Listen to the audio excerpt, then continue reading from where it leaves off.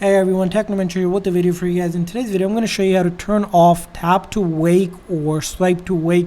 Basically, you don't want to wake up your phone if you accidentally touch it or swipe on it. This is how you can turn it off. So first thing you're going to do is go into your setting on your iPhone and then scroll to accessibility.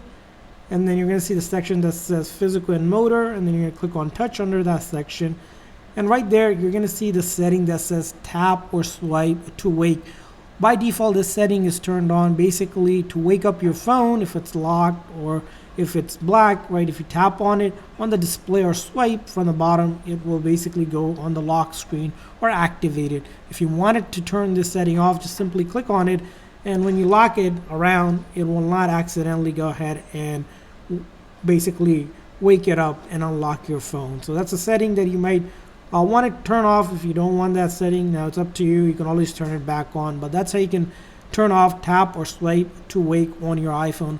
I hope this video was helpful. If so, please consider a like and subscribe button for more tips and tricks for your iPhone and other iOS devices. We'll see you guys next time.